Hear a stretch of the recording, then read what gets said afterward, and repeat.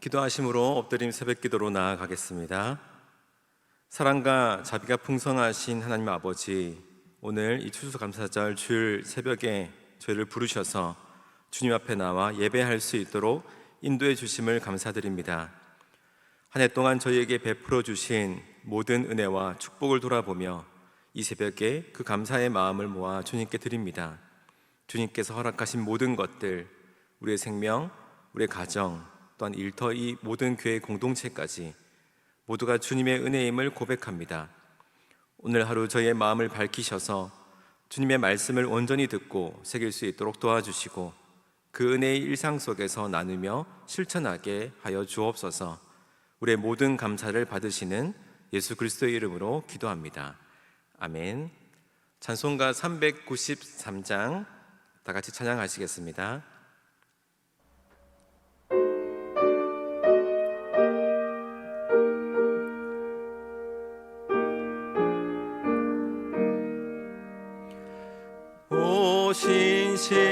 신실하신 주 내 아버지여, 늘 함께 계시니 두려움 없네. 그 사랑 변찮고 날 지키시며 어제나 오늘이 한결같네. 오 신실하신 주, 오 신실하신 주, 날마다 자비를 베푸시며 일용할 모든 것 내려주시니 오 신실하신 주, 나의 구주. 봄철과 또 여름, 가을과 겨울, 해와 달 별들도 다 주의 것. 만물이 주 영광 드러내도다. 신실한 주 사랑 네네. 오 신실하신 주, 오 신실하신 주, 날마다 자비를 베푸시며 일용할 모든 것 내려주시니 오 신실하신 주, 나의 구주. 내 죄를 사하여 안위하시고 주 친히 오셔서 인도하네. 오늘의 힘되고 내일의 소망, 주만이 만복을 내리시네. 오 신실하신 주, 오 신실하신 주, 날마다 자비를 베푸시며 일용할 모든 것 내려주시니 오 신실하신 주, 나의 구주. 오늘 우리에게 주시는 하나님의 말씀은 시편 72편 12절에서 20절 말씀입니다. 구약 854면, 생명의 삶은 104면입니다. 이제 하나님의 말씀을 봉독합니다. 그는 궁핍한 자가 부르짖을 때에 건지며 도움이 없는 가난한 자도 건지며 그는 가난한 자와 궁핍한 자를 불쌍히 여기며 궁핍한 자의 생명을 구원하며 그들의 생명을 압박과 강포에서 구원하리니 그들의 피가 그의 눈앞에서 존귀 여김을 받으리로다. 그들이 생존하여 스바의 금을 그에게 드리며 사람들이 그를 위하여 항상 기도하고 종일 찬송하리로다. 산 꼭대기의 땅에도 곡식이 풍성하고 그것의 열매가 레바논 같이 흔들리며 성에 있는 자가 땅의 풀같이 왕성하리로다. 그의 이름이 영구하며 그의 이름이 해와 같이 장구하리로다. 사람들이 그로 말미암아 복을 받으리니 모든 민족이 다 그를 복되다 하리로다. 홀로 기이한 일들 행하시는 여호와 하나님 곧 이스라엘의 하나님을 찬송하며 그 영화로운 이름을 영원히 찬송할지어다. 온 땅에 그의 영광이 충만할지어다. 아멘 아멘. 이새의 아들 다윗의 기도가 끝나니라. 이 말씀은 살아계신 하나님의 말씀입니다. 여러분은 이상적인 지도자를 생각할 때 어떤 인물들이 떠오르시나요? 이상적인 지도자는 단순히 높은 위치에서 지시하고 관리하는 인물은 아닙니다. 그는 다른 사람들에게 긍정적인 영향을 미치고 공동의 목표를 향해 나아가는 길을 제시하는 사람이겠죠. 타인을 섬기는 자세로 리더십을 발휘하고 권위를 이용해 군림하기보다 공동체의 필요를 먼저 생각하고 이를 충족시키기 위해 노력하는 사람을 이상적인 지도자라고 생각할 수 있을 것입니다. 제가 몇 가지 정리를 해봤는데요. 이상적인 지도자는 첫 번째, 비전을 제시할 수 있는 능력을 갖춰야 합니다. 그러니까 비전이란 공동체가 함께 나아가야 할 방향과 목표를 명확하게 하고 그 목표를 향해 동기를 부여하는 역할을 하는 것이죠.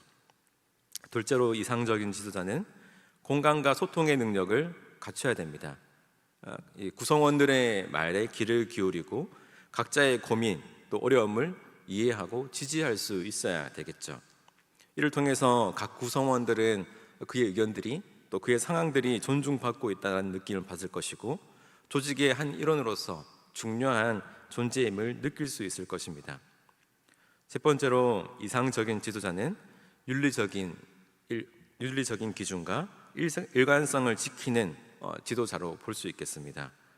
그러니까 말과 행동에서 일관성을 보이고 윤리적인 기준을 준수함으로써 공동체 구성원의 신뢰를 받고 그들이 지도자의 방향성을 믿고 따를 수 있는 기반을 제공할 수 있겠죠. 마지막으로, 이상적인 지도자는 무엇보다도 자신이 모든 것을 할 수 있는 존재가 아니라는 사실을 아는 지도자입니다. 자신의 한계를 인지하고 자신의 부족함에 공동체의 다른 사람을 세워서 그 공동체가 아름답게 세워져 가고 흘러나가는 그 방향성을 잃지 않는 지도자가 이상적인 지도자라고 생각할 수 있을 것입니다. 그렇다면 우리가 보고 있는 성경, 이 성경은 이 이상적인 지도자를 대해서 어떻게 이야기하고 있을까요?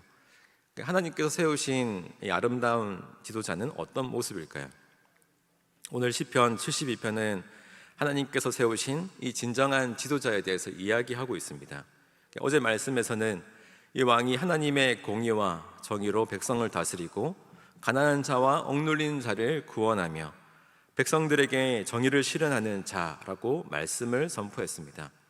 그러니까 어제는 왕의 이상적인 통치 방식에 초점을 맞췄다면 오늘은 이 하나님께서 세우신 그 왕으로 인해서 이 땅의 백성들이 어떠한 복을 누리게 될 건지에 대한 그 축복에 대해서 이야기를 하고 있죠. 첫 번째 특징이 12절과 13절에 나옵니다. 그는 궁핍한 자가 부르짖을 때 건지며 도움이 없는 가난한 자도 건지며 그는 가난한 자와 궁핍한 자를 불쌍히 여기며 궁핍한 자의 생명을 구원하며. 이 말씀에서 우리는 왜 하나님께서 세우신 이 왕이 가난한 자들의 부르짖음에 귀를 기울이는지 생각하게 됩니다. 우리가 알듯이 일반적인 왕은 부유하고 권력이 있는 사람, 나에게 조금 더 이득이 되어줄 것 같은 사람들을 보호하는데 더 많은 시간과 에너지 그리고 여건을 보낼 것이라고 생각되죠. 그러나 오늘 말하고 있는 이 왕은 오히려 자신에게 도움이 될 것 같은 사람들보다도 도움이 되지 않는 소외되고 오히려 도움이 필요한 사람들, 스스로를 지킬 수 없는 자들을 돌보는데 힘을 쏟고 있습니다. 여러분, 왜 왕은 이들의 부르짖음에 귀를 기울일 수 있었을까요? 그것은 왕이 그들을 돌보는 이유는 왕이 굉장한 동정심을 가졌거나 굉장한 연민 때문에 그들을 보호하는 것이 아닙니다. 왕은 자신이 누군지를 정확하게 알고 있었기 때문이죠. 왕은 자신이 하나님의 대리자이기 때문에 하나님께서 그토록 중요하게 여기시는 약자를 보호하는 것이 자신의 사명이다라고 하는 사실을 잊지 않았기 때문입니다. 그러므로 이 왕의 사역의 동기는 그의 마음속에서 생겨나오는 동정심이나 감정이나 연민이 아니라 하느님의 뜻을 따르려고 하는 그 사명자의 행동이다라고 볼 수 있겠습니다. 그러니까 하나님께서는 자신의 백성이 고통 속에서 부르짖을 때 그 목소리에 응답하는 분이시죠. 따라서 이 왕은 그 하나님의 마음에 응답하며 하나님의 마음에 동조하며 이 가난한 자들의 고통과 그 상황 가운데 귀를 기울이고 그들을 구원하는 역할을 맡게 되는 것이죠.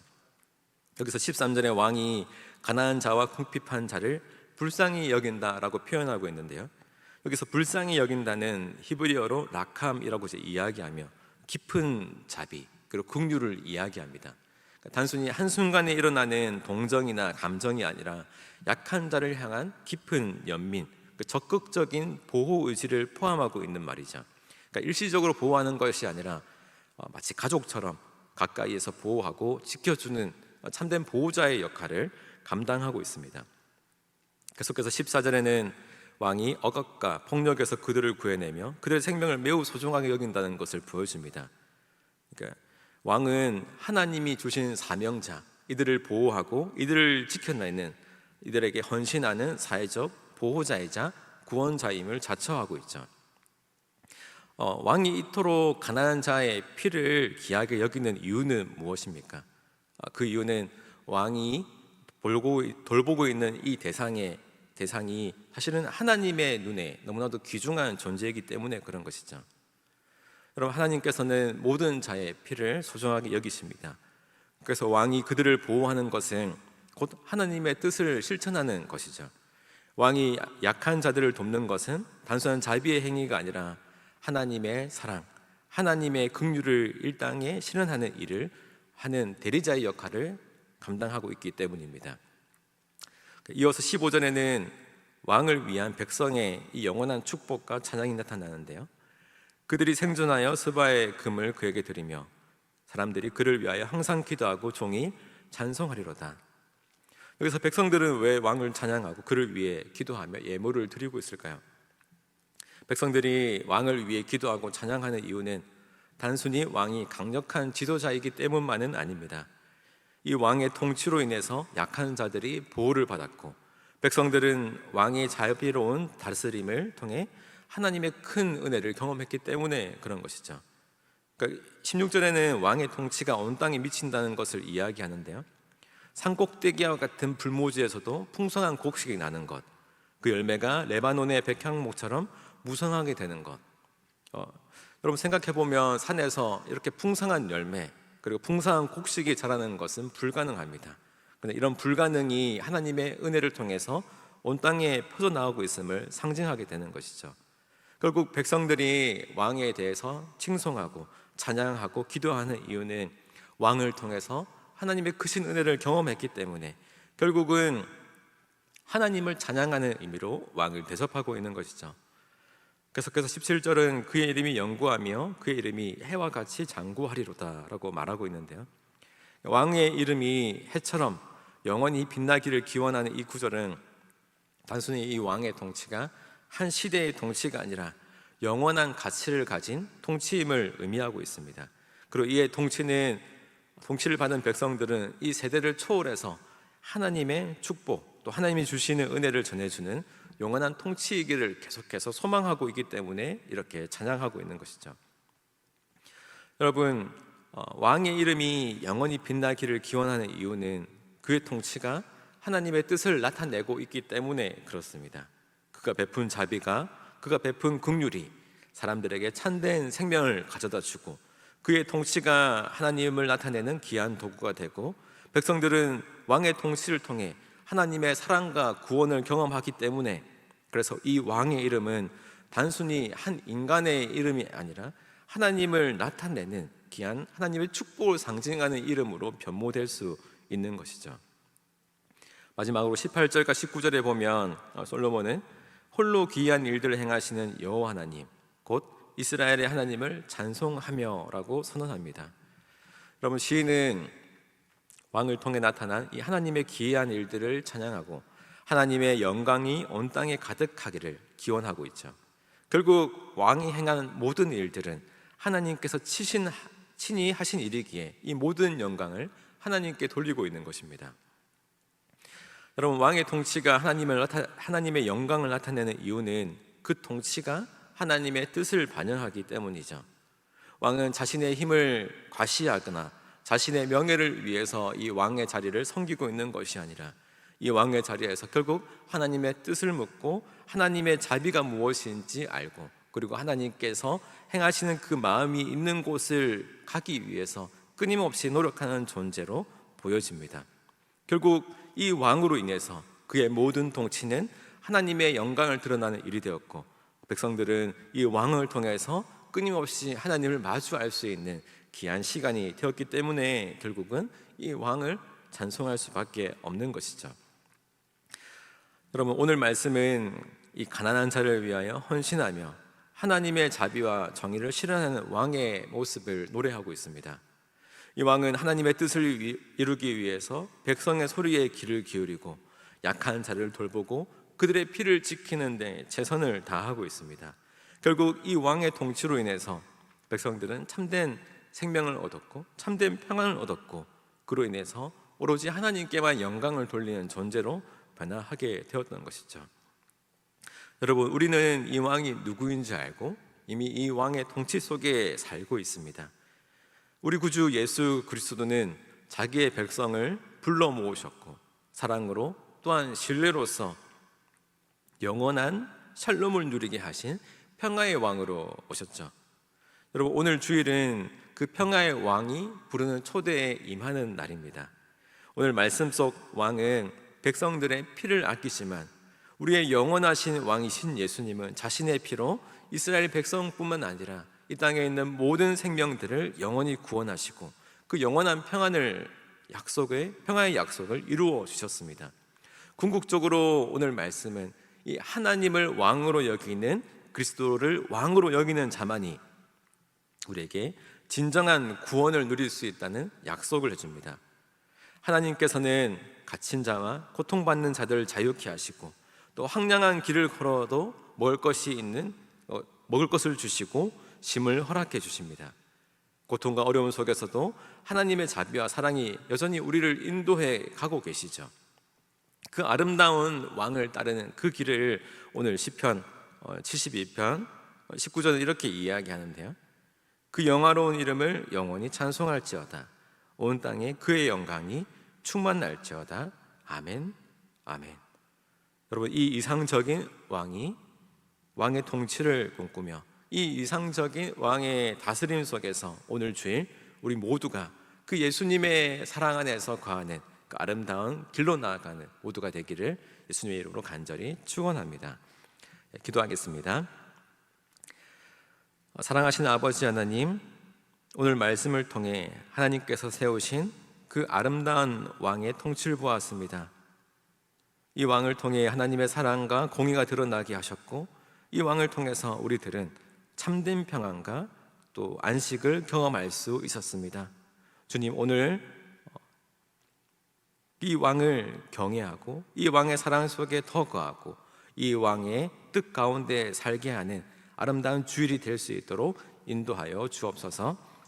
고은올록 목사님의 기와 말씀 사역에 힘을 다하시고 육신을 더욱더 강건하게 붙들어 주시어서 맡은 사명을 끝까지 잘 감당할 수 있도록 은혜 내려 주옵소서. 호연 담임 목사님, 우리 교회를 이끌어가는데 조금도 부족함이 없도록 말씀의 권세와 성령의 충만함을 허락하여 주시고 성도를 살필 때 통찰력을 더하셔서 오직 예수님의 사랑과 인내와 온유가 넘쳐날 수 있도록 사랑이 드러날 수 있도록 은혜 내려 주옵소서. 온 마음을 다해 주님의 사랑을 전할 수 있도록 오늘 주일 온마음 전도 주일로 보내게 됩니다. 저희의 삶이 그리스도의 향기가 되어 주변의 모든 사람들에게 그리스도의 복음을 증거하게 하시고 전도하는 이들이 두려움 없이 담대히 복음을 전할 수 있도록 성령께서 항상 인도하여 주옵소서. 오늘 주님께 아끼지 않고 드린 여러 가지 봉헌들이 있습니다. 기쁘게 받아주시고 드리는 손길마다 복 내리시고 그 손이 마르지 않도록 채워 주옵소서. 귀한 헌물이 사용되는 곳마다 하나님의 뜻 가운데 하나님의 나라가 온전히 확장되어질 수 있는 아름다운 역사를 허락하여 주옵소서. 이 모든 말씀 예수님의 이름으로 기도합니다. 아멘. 하늘에 계신 우리 아버지, 아버지의 이름을 거룩하게 하시며 아버지의 나라가 오게 하시며 아버지의 뜻이 하늘에서와 같이 땅에서도 이루어지게 하소서. 오늘 우리에게 일용할 양식을 주시고 우리가 우리에게 잘못한 사람을 용서하여 준 것 같이 우리 죄를 용서하여 주시고 우리를 시험에 빠지지 않게 하시고 악에서 구하소서. 나라와 권능과 영광이 영원히 아버지의 것입니다. 아멘. 이 시간 기도하실 때 나라와 민족, 교회를 위해 그리고 오늘 말씀을 놓고 계속해서 기도의 자리로 나아가겠습니다.